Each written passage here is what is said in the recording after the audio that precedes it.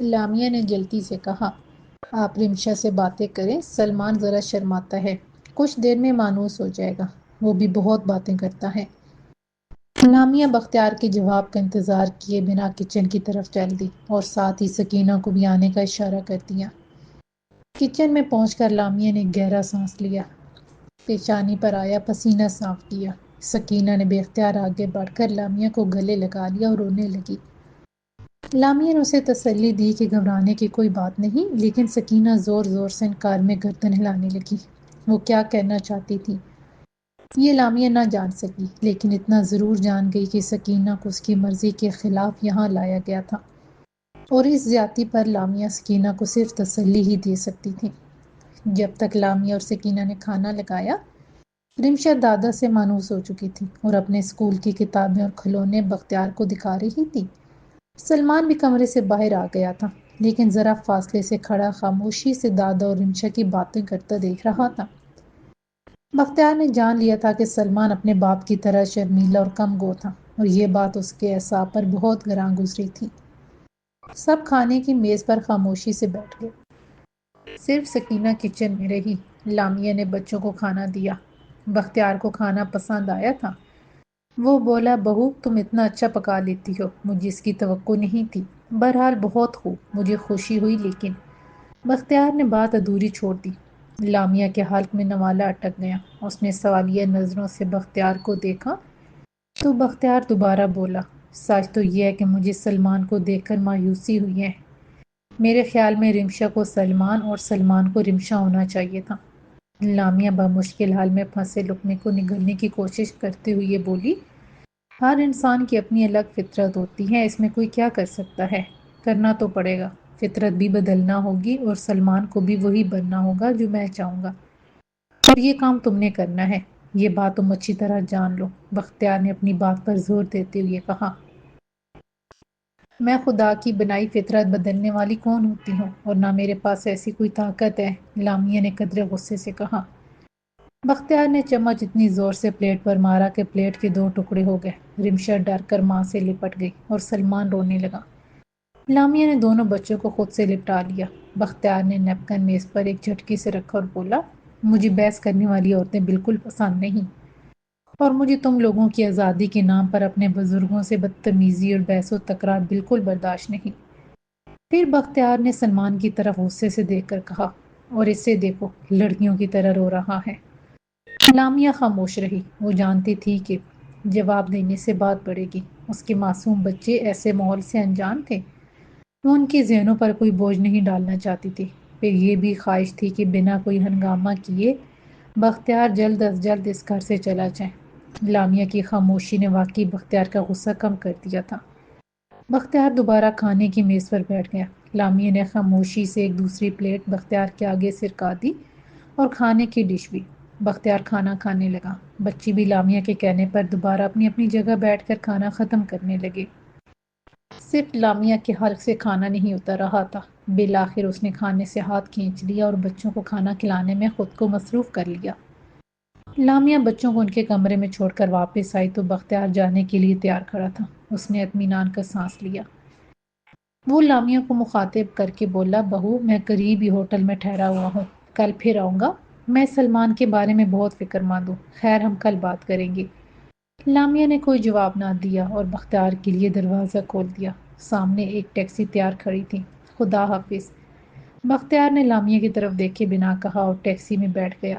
لامیا کچھ دیر وہیں کھڑی سوچتی رہی، پھر سکینہ کا خیال آتی ہی اندر چلی گئی اور دروازہ لاک کر دیا۔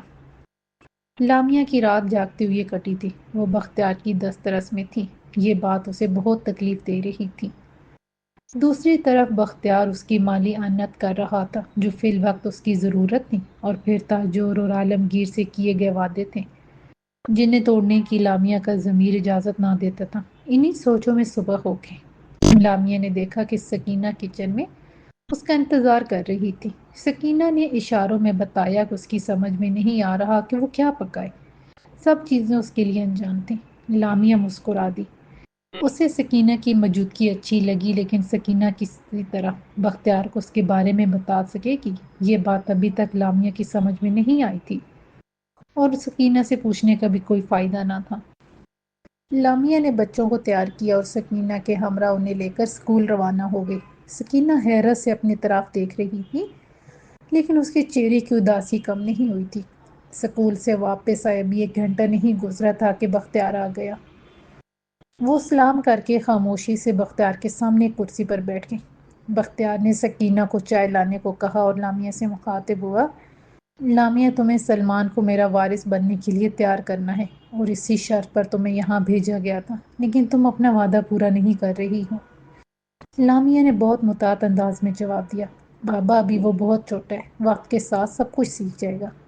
ہاں، سیکھنا تو اسے ہوگا، لیکن تربیت ابھی سے شروع نہ ہوئی تو وہ دن کبھی نہیں آئے گا۔ بختیار اتنا کہہ کر خاموش ہو گیا۔ وہ کیا سوچ کر آیا تھا، یہ جاننے کے لیے لامیا بے چین تھی۔ سکینہ نے چائے سامنے لا کر رکھ دی۔ لامیا نے چائے بنا کر بختیار کو پیش کی۔ چند لمحوں کے توقف کے بعد بختیار نے پھر کہنا شروع کیا، تم سلمان کو گھڑ سواری، نشانہ بازی اور مارشل آرٹ سیکھنے کے لیے اچھے اسکولوں میں داخل کروا دو۔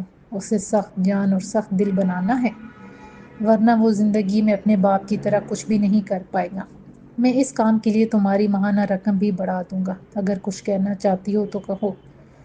لامیا نرم لہجے میں بولی، میں اپنی طرف سے پوری کوشش کروں گی، لیکن کیا؟ بختیار کو غصہ آنے لگا۔ بابا، میں پہلے بھی کہہ چکی ہوں کہ کسی انسان کی فطرت نہیں بدلی جا سکتی۔ ہو سکتا ہے وہ یہ سب کچھ سیکھ لے، لیکن پھر بھی وہ نہ بن سکے تو؟ میرا مطلب، لامیا کو اپنی بات سمجھانا مشکل ہو رہا تھا۔ بختیار اپنا غصہ کنٹرول کر کے قدرے تعامل سے بولا، تم اسے سکھانے کا کام کرو، بدلنے کا کام میں خود کر لوں گا۔ انسان وہی بنتا ہے جو اسے بنایا جاتا ہے، اور سلمان کو بھی ویسا ہی بننا ہے جیسا میرا وارث کو ہونا چاہیے۔ لامیا نے بحث کو حاصل جان کر اس بات میں سر ہلا دیا۔ بختیار خاموشی سے چائے پیتا رہا اور لامیا بھی خاموش رہی۔ چند لمحوں بعد بختیار نے کہا، میں آج رات واپس چلا جاؤں گا اور پھر جلدی واپس آؤں گا، جب تک میں سلمان میں تبدیلی دیکھنا چاہوں گا۔ اور ہاں، بیٹی کو ذرا سختی میں رکھو، اسے اپنی من مانی کی بجائے اپنے بڑوں کی بات ماننے کی تربیت دو۔ لامیا جانتی تھی کہ بڑوں سے بختیار کی مراد شوہر اور سسرال تھی، اور بیٹیوں کے لیے بختیار کی زندگی میں کوئی خاص مقام نہ تھا۔ لامیا نے بختیار کو تاجور سے کہتے سنا تھا کہ بیٹیاں صرف باپ کا سر دوسروں کے سامنے جھکانے کا سبب بنتی ہیں، اسی لیے اسے بیٹیاں پسند نہیں تھی۔ بختیار نے کونے میں بیٹھی سکینہ کو پاس بلایا اور بولا، سکینہ، جو کام تمہیں دیا گیا ہے اس میں کوتاہی اور غفلت ناقابل معافی ہے۔ اگر تم نے اپنا کام اچھے طریقے سے کیا تو انعام بھی بہت بڑا پاؤ گی، اور دوسری صورت میں سزا سے بھی تم واقف ہو۔ سکینہ نے ایک بار بھی نظریں اٹھا کر بختیار کو نہ دیکھا اور نہ ہی انکار یا اقرار میں سر ہلایا۔ بختیار نے دروازے کا رخ کیا تو لامیا اس کے پیچھے ہو لی۔ دونوں نے ایک دوسرے کو خدا حافظ کہا۔ بختیار کی ٹیکسی روانہ ہوئی تو لامیا نے سکون کا سانس لیا۔ کاش دوبارہ بختیار بابا کبھی یہاں نہ آ پائیں۔ بے اختیار لامیا نے دل ہی دل میں دعا مانگی اور دروازہ بند کر دیا۔ سکینہ خاموشی سے برتن دھو رہی تھی۔ لامیا پاس ہی ایک کرسی پر بیٹھ گئی۔ سکینہ نے نظر بھر کر اسے دیکھا اور پاس آ کر زمین پر بیٹھ گئی۔ لامیا نے مسکرا کر سبینہ سے کہا، میری وجہ سے تم بھی مصیبت میں پڑ جاتی ہو، لیکن یہ تو بتاؤ کہ یہاں کی خبریں بختیار بابو کو کیسے دو گی؟ سکینہ نے اشاروں سے بتایا کہ فون پر، تو لامیا ہنس کر بولی، اچھا چلو دیکھتے ہیں۔ بختیار کو گئے 6 مہینے ہو گئے تھے۔ اب سکینہ اور بختیار کی گفتگو کا طریقہ لامیا کی سمجھ میں آ گیا تھا۔ سکینہ بختیار کی ہر بات کا ہاں یا نہ میں جواب میز پر 1 یا 2 بار انگلی بجا کر دیتی تھی، لیکن بختیار کیا سوال پوچھتا تھا یہ بات لامیا کی سمجھ میں نہیں آتی تھی۔ 1-2 بار اس نے سکینہ کے ساتھ فون سننے کی کوشش کی تو سکینہ نے سختی سے منع کر کے فون بند کر دیا تھا۔ اس کے بعد لامیا نے فون سننے کی کوشش ترک کر دی کہ کہیں سکینہ نے بختیار کو بتا دیا تو وہ بیچاری کسی اور بڑی مصیبت میں مبتلا نہ ہو جائے۔ سکینہ لامیا اور بچوں کا بہت خیال رکھتی اور بچوں کے ساتھ خوش بھی بہت رہتی تھی۔ بچے بھی سکینہ سے مانوس ہو گئے تھے۔ ایک بار رمشا نے بہت ہنگامہ کیا کہ سکینہ اس کی بات کیوں نہیں سمجھتی اور جواب کیوں نہیں دیتی۔ لامیا بھی رمشا کو سمجھانا چاہتی تھی کہ سکینہ نے اپنا منہ کھول کر اس کے سامنے کر دیا۔ رمشا اور لامیا دونوں ہی سکینہ کی کٹی ہوئی زبان دیکھ کر سہم گئیں۔ بعد میں لامیا نے سکینہ کو سمجھایا کہ بچوں کو اس طرح خوفزدہ نہیں کرتے، اور پھر پوچھا، کیا تمہاری زبان پیدائشی ایسی ہے یا پھر کوئی حادثہ پیش آیا تھا؟ سکینہ بری طرح رو دی اور لامیا کو سمجھانے لگی کہ اس کی زبان کاٹی گئی تھی، لیکن کس نے ایسا کیا اور کیوں؟ اس کا جواب میں سکینہ صرف ساکت نظروں سے لامیا کو دیکھتی رہی اور پھر خاموشی سے اندر چلی گئی تھی۔ لامیا دیر تک سوچتی رہی کہ سکینہ کے ساتھ ایسا کون کر سکتا تھا؟ بختیار نہیں، ایسی بھیانک سزا بھلا کسی جرم میں دی جا سکتی تھی؟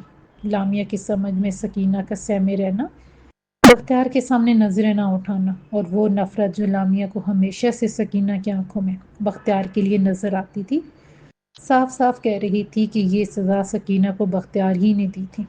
اس تصور ہی سے لامیا کے رونگٹے کھڑے ہو گئے تھے۔ اس نے اندر جا کر ایک کونے میں زمین پر بیٹھی سکینہ کو اٹھا کر گلے لگایا اور تسلی دی تو سکینہ کی آنکھوں میں تشکر کے آنسو بھر آئے۔ لامیا نے دونوں بچوں کو سمجھا دیا تھا کہ سکینہ بول نہیں سکتی، اسی لیے اس کے ساتھ نرمی سے بات کیا کرے، اور کسی مجبور پر غصہ کرنا اور چیخنے سے اللہ ناراض ہوتا ہے۔ دونوں بچوں نے سکینہ سے معافی مانگی تو سکینہ نے دونوں کو پیار سے گلے لگا لیا۔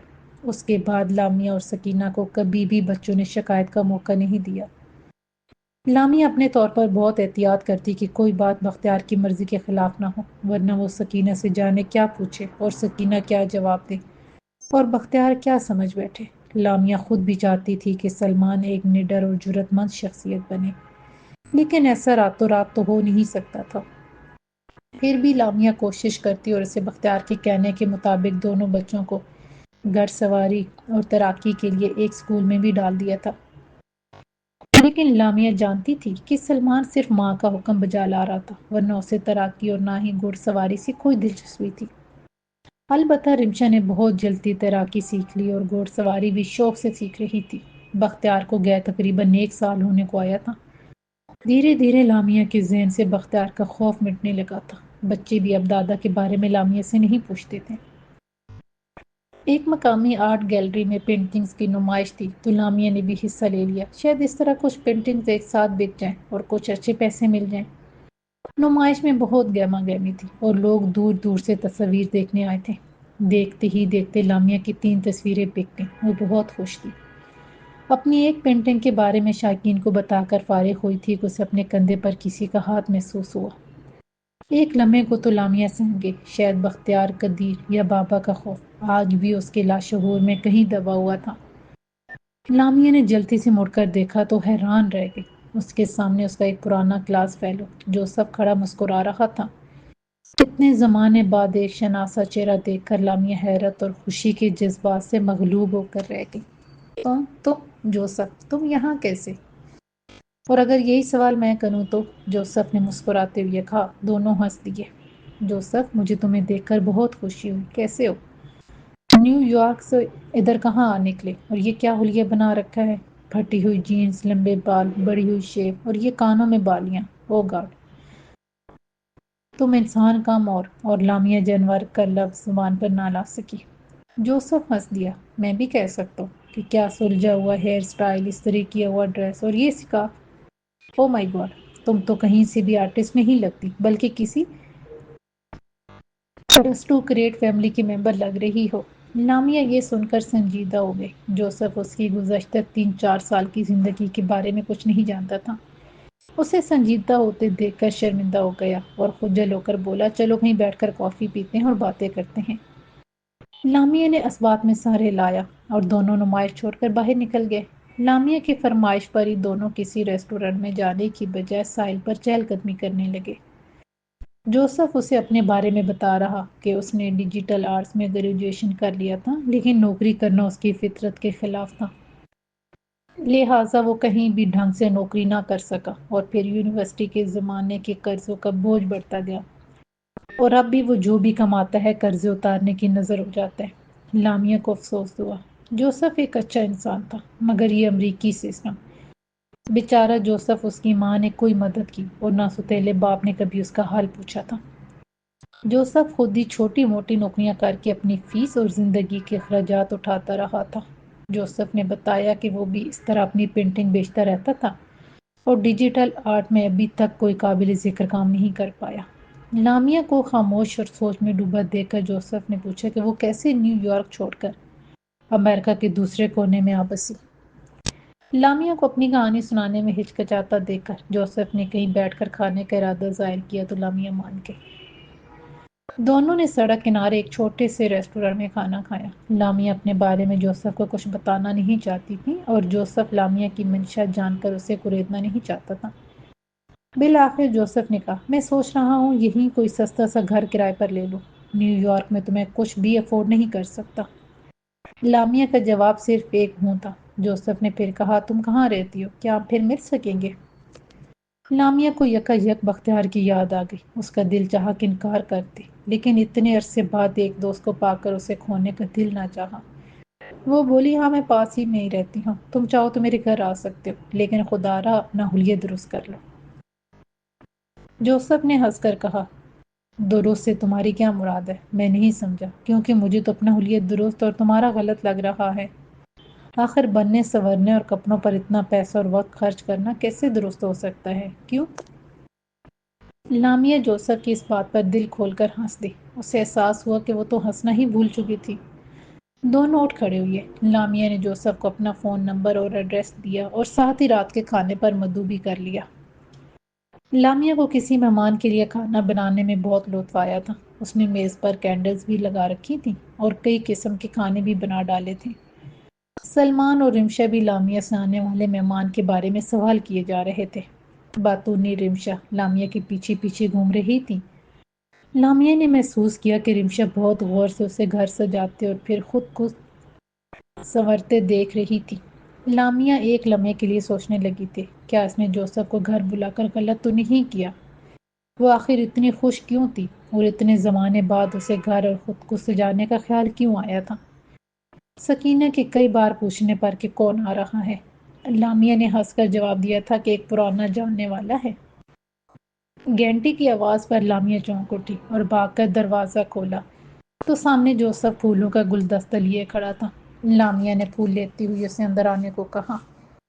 گلدستہ لانے کی کیا ضرورت تھی؟ خواہ مخواہ پیسے ضائع کیے۔ نہیں ایسی بات نہیں، سب سے سستا والا لیا ہے، جوسف نے صوفے پر بیٹھتے ہوئے کہا تو لامیا ہنس دی۔ اسی وقت سلمان اور رمشا بھی کمرے میں آ گئے اور حیرت سے گھر آئے نئے مہمان کو دیکھنے لگے۔ لامیا نے دونوں کا تعارف کروایا تو جوسف نے حیرت سے کہا، واؤ، تم نے تو مجھے حیران ہی کر دیا، اور ان دونوں خوش نصیب فادر کہاں ہیں؟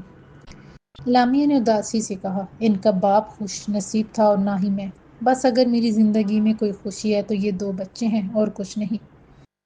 لامیا سکینہ کی مدد سے کھانا لگانے لگی۔ لامیا نے محسوس کیا کہ سکینہ کو جوسف کی آمد پسند نہیں آئی تھی۔ لامیا سمجھی کہ جوسف کا حلیہ اور اس کا امریکن ہونا سکینہ کو قبول نہیں تھا۔ لامیا نے جوسف کو کھانے کے لیے کہا۔ اس وقت تک بچے جوسف کے ساتھ بے تکلف ہو چکے تھے۔ جوسف دونوں کو لطیفے سنا رہا تھا اور ان کے ساتھ گیمز کھیل رہا تھا۔ لامیا کو گھر میں اتنا شور عجیب سا لگ رہا تھا، لیکن اسے یہ شور خلاف معمول اچھا محسوس ہو رہا تھا۔ چاروں نے بیٹھ کر کھانا کھایا۔ کھانے کے بعد لامیا نے بچوں کو اپنے کمرے میں جانے کو کہا۔ دونوں جوسف کو خدا حافظ کہہ کر چلے گئے، لیکن جاتے جاتے رمشا نے جوسف کا ہاتھ پکڑ کر کہا، آپ پھر کب آئیں گے؟ جوسف نے لامیا کو دیکھ کر کہا، جب تمہاری ممی بلائیں گے۔ رمشا لامیا کے پاس اور بولی، ممی آپ جوسف انکل کو ہر روز بلا لیا کریں۔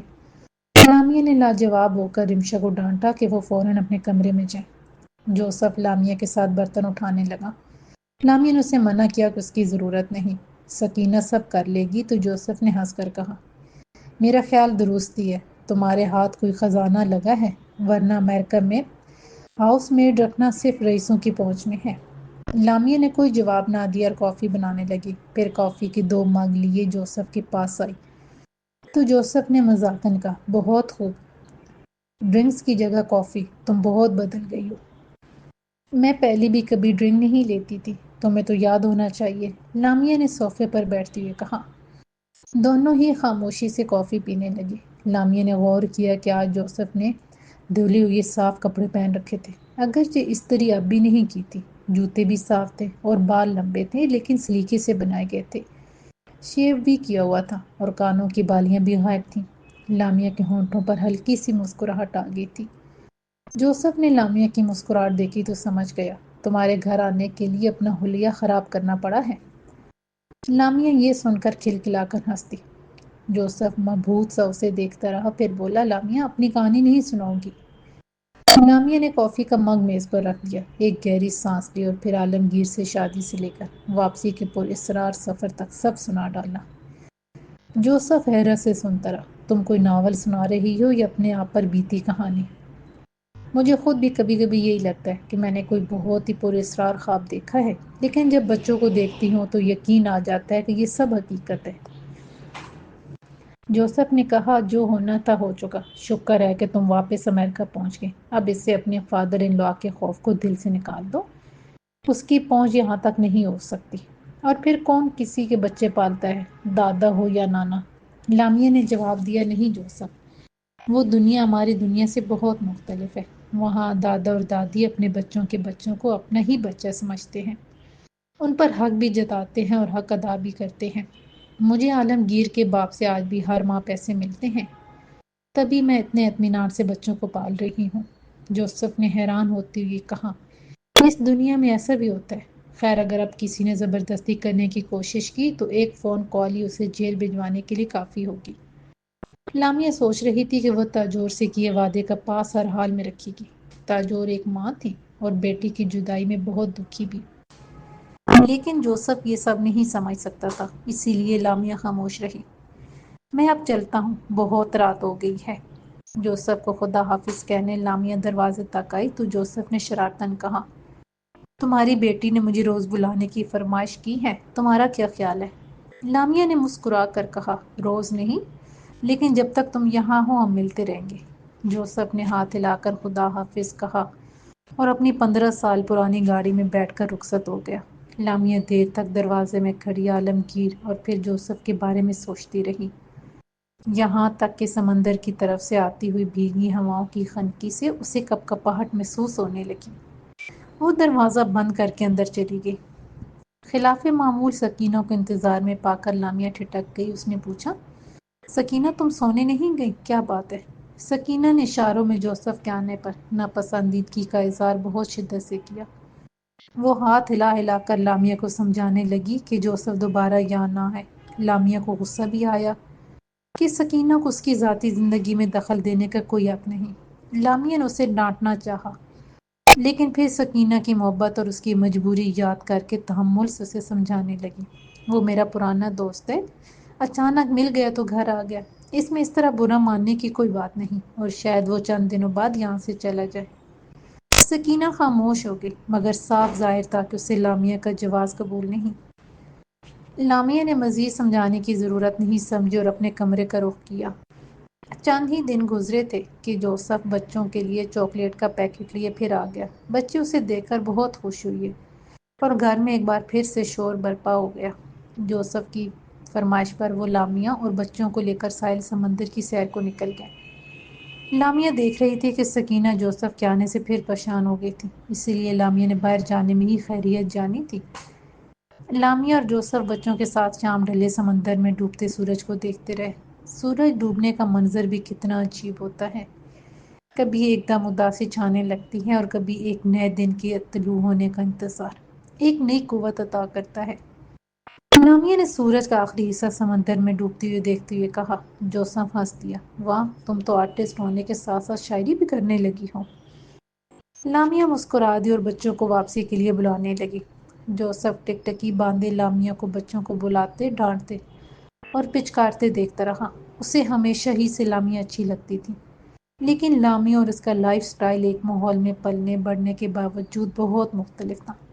लामिया खुद को मुसलमान कहती थी और इस्लाम के बताए तरीकों पर ही चलती थी, जबकि जोसेफ के लिए एक कामयाब जिंदगी के लिए मजहब गैर ज़रूरी चीज़ था।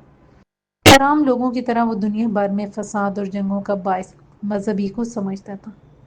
यूं भी एक लगे बंदे असूलों के तहत जिंदगी बसर करना जोसेफ को किसी कैदी की जिंदगी लगती थी।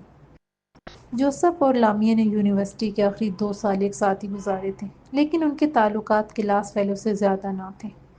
बज़ाहिर दोनों को एक दूसरे का लाइफ स्टाइल पसंद ना था, लेकिन इसका इजहार भी कभी उन्होंने नहीं किया था। जोसेफ ही की फरमाइश पर सब ने खाना भी एक फास्ट फूड रेस्टोरेंट में खाया।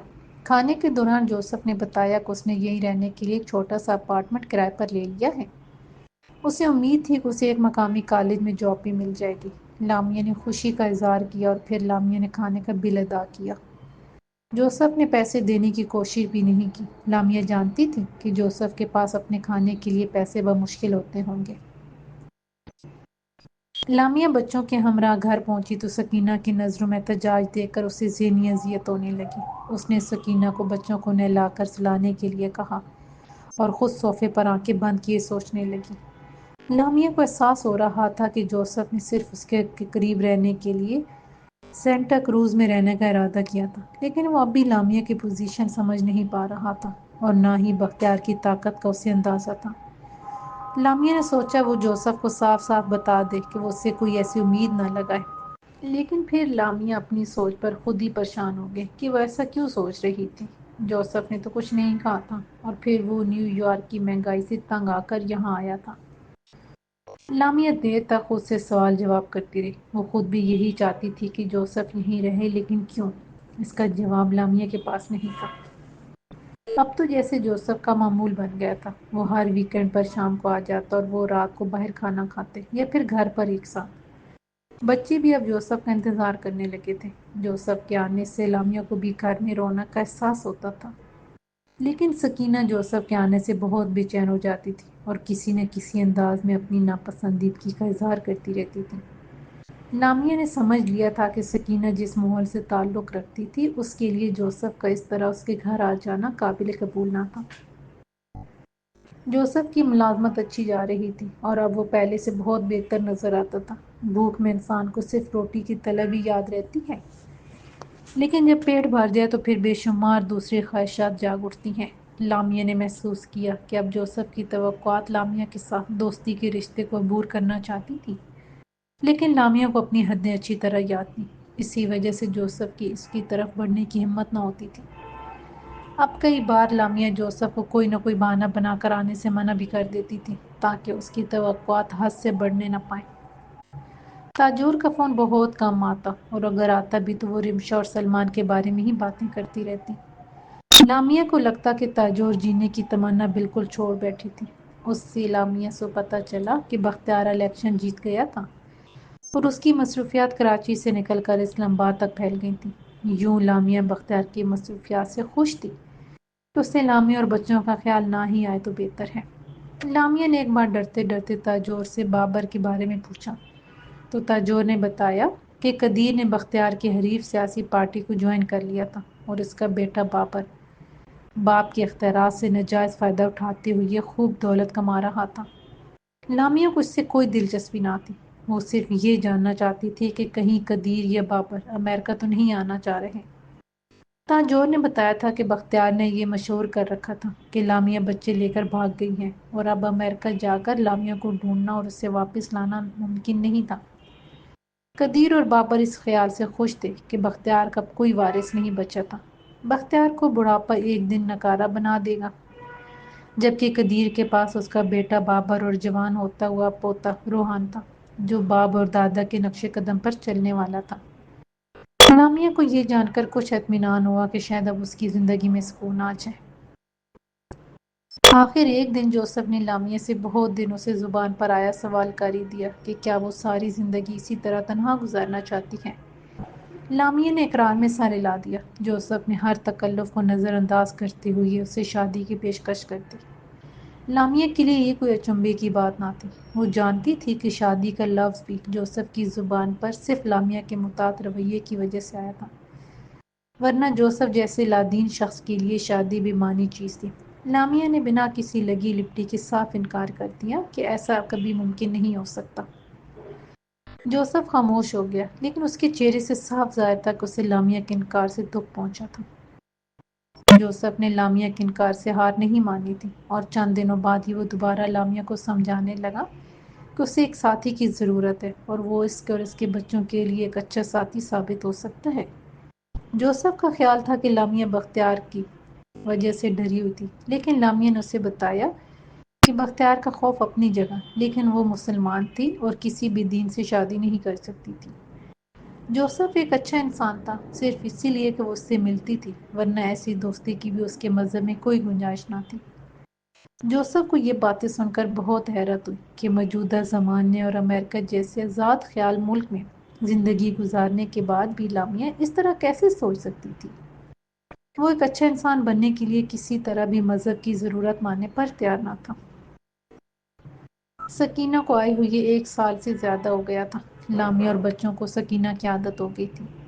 لامیا کو کئی بار خیال بھی آیا کہ سکینہ غیر قانونی طور پر اس کے پاس رہ رہی تھی اور یہ بات کسی وقت اسے مشکل میں ڈال سکتی تھی، لیکن سکینہ کی شکایت کر کے وہ خود بھی مشکل میں پڑ سکتی تھی اور اسے سزا بھی ہو سکتی تھی۔ اسی وجہ سے وہ اس موضوع پر کسی سے بات نہیں کرنا چاہتی تھی۔ جوسف حقیقت میں لامیا سے محبت کرنے لگا تھا اور اسے اپنانا چاہتا تھا، لیکن مذہب کی دیوار اس کی سمجھ سے باہر تھی۔ یہاں تک کہ جب اس نے لامیا کو اپنانے کے لیے مسلمان ہونے کا ارادہ ظاہر کیا تو لامیا نے صاف کہہ دیا تھا کہ وہ ایسے مسلمان کو نہیں قبول کر سکتی تھی جو ایک دنیاوی فائدے کے لیے مسلمان ہونا چاہتا ہو۔ اگر جوسف چاہے تو اسلام کی اسٹڈی کرے اور اگر اسے اسلام کی سچائی پر یقین آ جائے تو وہ مسلمان ہو، ورنہ کوئی فائدہ نہیں۔ جوسف نے جب لامیا سے پوچھا کہ اگر وہ سچے دل سے مسلمان ہو جائے تو کیا لامیا اسے قبول کر لے گی، تو لامیا فی الفور جواب نہ دے سکی۔ بعد میں وہ دیر تک رات کو سوچتی رہی کہ جوسف کی بات کا صحیح جواب کیا ہو سکتا ہے۔ کیا وہ عالمگیر کی جگہ کسی اور کو دے سکے گی، یا پھر عالمگیر کی یاد اور اس کے 2 بچوں کے ساتھ کوئی شخص اس کی وفا پر یقین کر سکے گا؟ کیا وہ خود کسی اور سے عالمگیر کو بھول کر محبت کر سکے گی؟ لامیا ساری رات انہیں خیالات کے تانے بانوں میں الجھی رہی، لیکن دل کو کوئی جواب مطمئن نہ کر سکا۔ 2 ہفتے گزر گئے تھے اور جوسف کا فون آیا تھا اور نہ ہی وہ خود آیا تھا۔ لامیا خود سے فون کر کے اس کی ہمت بڑھانا نہیں چاہتی تھی، لیکن اندر ہی اندر اس کی کمی محسوس کر رہی تھی۔ بچے بھی کئی بار جوسف کے بارے میں پوچھ چکے تھے اور سکینہ کی نظروں میں بھی جوسف کے لیے سوال تھا، لیکن خود لامیا کے پاس کوئی جواب نہ تھا۔ 2 ہفتے گزرنے کے بعد لامیا سے نہ رہا گیا کہ کہیں جوسف کسی مصیبت میں نہ ہو، اور اس کا اس طرح خاموش رہنا دوستی اور انسانیت کی منافی تھا۔ لامیا تنہا ہی سہی سپیر کو جوسف کی رہائش گاہ پر جا پہنچی۔ لامیا کو حیرت ہوئی کہ وہاں کوئی اور رہ رہا تھا، اور نئے مکین نے بتایا کہ 1 ہفتہ ہوا اس نے یہ گھر کرائے پر لیا تھا اور پچھلے مکین کے بارے میں وہ کچھ نہیں جانتا۔ لامیا کو دکھ ہوا، اس کی وجہ سے جوسف دل برداشتہ ہو کر چلا گیا تھا اور اچھی بھلی نوکری بھی چھوڑ دی تھی۔ لامیا مایوس اور ضمیر پر بوجھ لیے گھر واپس آ کے لامیا نے کسی کو جوسف کے بارے میں کچھ نہیں بتایا تھا کہ خود ہی سب اسے بھول جائیں گے۔ لامیا نے خود کو ایک بار پھر سے اپنی پینٹنگز میں غرق کر لیا تھا، لیکن دل میں چپکے چپکے جوسف کی یاد چلی آتی تو وہ اداس ہو جاتی کہ شاید جوسف زندگی کا ایک بااعتماد ساتھی ثابت ہوتا۔ یوں وہ خود کو تنہا اور بختیار کے رحم و کرم پر محسوس کرتی تھی۔ سکینہ بھی اب پہلی کی طرح نارمل تھی، اور جو اضطراب کی کیفیت اس پر جوسف کو دیکھ کر طاری ہوا کرتی تھی اب نہیں رہی تھی۔ اگر کوئی ہلچل باقی بچی تھی تو وہ لامیا کے دل میں تھی، جس کا اظہار وہ کسی سے نہیں کر سکتی تھی۔ لامیا کو احساس تھا کہ وہ جوسف سے محبت کرنے لگی تھی۔ شروع میں اسے ایسا کرنا عالمگیر سے بے وفائی لگا تھا، لیکن پھر اس کی پرورش اور حقیقت پسند فطرت نے اسے سمجھا دیا تھا کہ دوسری شادی کرنا اس کا حق تھا، اور یہ عالمگیر سے بے وفائی نہ ہوتی، لیکن اب ان باتوں کا کوئی فائدہ نہ تھا۔ اگر کوئی افسوس تھا تو صرف اتنا کہ اس کی وجہ سے جوسف جانے کہاں در بدر ہو رہا ہوگا۔ لامیا کو اس بات کا یقین تھا کہ جوسف زیادہ دنوں تک اس کی محبت کا بوجھ نہیں اٹھائے گا اور جلد ہی اسے بھول کر اپنی پرانی دنیا میں مگن ہو جائے گا۔ یہ سوچ لامیا کو وقتی سکون عطا کرتی تھی۔ پھر جوسف کو کھونے کا دکھ بھی ہوتا۔ رمشا بہت ذہین تھی اور کلاس میں بہت شرارتی ہونے کے باوجود سب ٹیچروں کی آنکھ کا تارا تھی، جبکہ سلمان خاموش رہنا ہی پسند کرتا تھا۔ رمشا نے تیراکی اور گھوڑ سواری بھی سیکھ لی تھی، لیکن سلمان مجبوراً ہی دونوں کام کرتا۔ سیکھنے کو تو وہ بھی سیکھ رہا تھا، لیکن اس کی اصل دلچسپی ڈرائنگ بنانے میں تھی۔ لامیا نے سلمان کو خوش کرنے کے لیے اسے بچوں کے ایک آرٹس کلب کا ممبر بنا دیا تھا، اور اس کے بدلے میں ہی سلمان نے گھڑ سواری اور تیراکی کی کلاسیں جوائن کی تھیں۔ لامیا ایک بار پھر سے اپنی تنہا زندگی سے سمجھوتا کرنے میں کامیاب ہو گئی تھی اور دن معمول کی طرح گزر رہے تھے۔ ایک دن جب لامیا بچوں کو اسکول چھوڑ کر آئی تو جوسف دروازے پر کھڑا تھا۔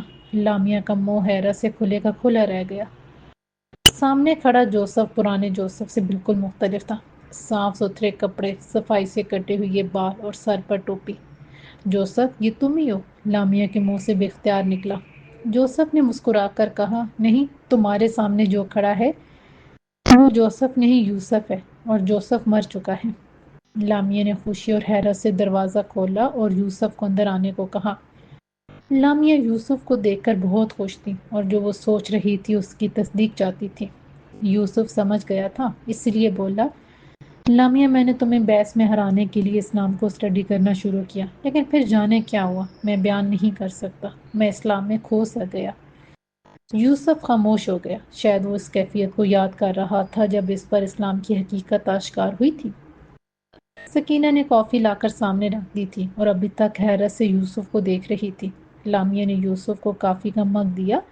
وہ جیسے چونک گیا اور شکریہ کہہ کر اپنی کہانی سنانے لگا۔ اچانک میرا دل گواہی دینے لگا کہ میں اب تک منزل جانے بغیر ہی بھٹکتا رہا ہوں، اور اب مجھے جیسے منزل کی پہچان ہونے لگی تھی۔ پھر اپنے اصل منزل کی تلاش میں نکل کھڑا ہوا اور ہیوسٹن جا پہنچا، جہاں میری ملاقات ایک عالم سے ہو گئی۔ انہوں نے مجھے زندگی کا مقصد اور اسلام کے بارے میں ایسی باتیں بتائیں کہ میں نے بے اختیار ہو کر فوراً اسلام قبول کر لیا۔ لامیا نے گہرا سانس لے کر کہا، مجھے خوشی ہے کہ تم نے اسلام کو پہچان کر اسے اختیار کیا ہے، اور میں اتنا جانتی ہوں کہ اسلام اور اس کی تعلیم تمہیں کبھی مایوس نہیں کرے گی۔ یوسف مسکرا کر بولا، ہاں، میں جان چکا ہوں، بہت خوش ہوں اور تمہارا شکر گزار کہ تم نے مجھے صحیح راستہ دکھایا۔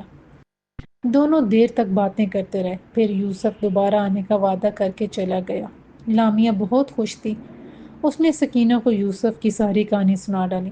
سکینہ نے پہلی بار مسکرا کر یوسف کو قبول کرنے کا اشارہ کیا، لیکن پھر جلدی لامیا کو کندھے سے پکڑ کر سنجیدہ ہو گئی اور اسے سمجھانے لگی کہ وہ یوسف سے زیادہ ملے اور نہ اسے گھر آنے دے۔ لامیا نے سکینہ کی بات سنی انسنی کر دی اور اپنے کام میں مصروف ہو گئی۔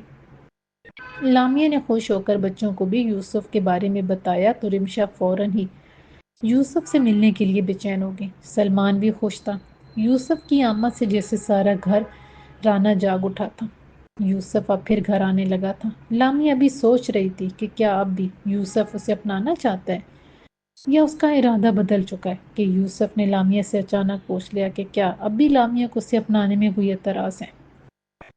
لامیا نے سنجیدہ ہوتے ہوئے کہا، یوسف، میں عالمگیر سے آج بھی محبت کرتی ہوں، اور ہماری محبت کی نشانیاں ہمارے بچے میرے ساتھ ہیں۔ تم مجھے عالمگیر کی یاد اور اس کی دی نشانیوں کے ساتھ قبول کر پاؤ گی؟ یوسف سنجیدہ ہو گیا، پھر بولا، لامیا، میں وعدہ کرتا ہوں کہ تمہیں کبھی عالمگیر کو بھولنے یا اس کا ذکر کرنے سے منع نہیں کروں گا، لیکن اتنی تمنا ضرور کروں گا کہ عالمگیر کے ساتھ ساتھ تمہارے دل میں مجھے بھی تھوڑی سی جگہ مل جائے۔ اور رہی بچوں کی بات، تو وہ معصوم صرف محبت کی بھوکے ہیں، اور یہ بھوک یوسف مٹانے کی ضرور کوشش کرے گا۔ یوسف کے جواب نے لامیا کی آنکھیں پر نم کر دی۔ پھر لامیا کے ہونٹوں پر آئے تبسم میں یوسف کو اپنا جواب مل گیا تھا۔ لامیا نے بہت سنبھل کر کہا، یوسف، مجھے سوچنے اور بچوں سے بات کرنے کے لیے وقت چاہیے۔ یوسف نے مسکرا کر کہا، میں زندگی بھر تمہارے جواب کا انتظار کر سکتا ہوں، بس اتنی امید رکھتا ہوں کہ ایک دن تم ہاں کرو گی۔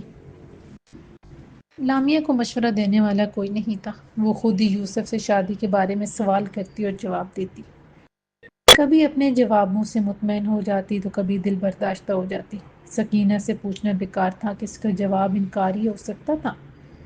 سکینہ کی دنیا میں عورت کی زندگی ایک شوہر کے ساتھ ہی ممکن تھی۔ شوہر نہ رہے تو عورت کی کوئی زندگی نہیں، اور عورت کے لیے دوسری شادی کا تصور ہی گناہ تھا۔ ایسی سوچ کے ساتھ سکینہ کا جواب لامیا جانتی تھی۔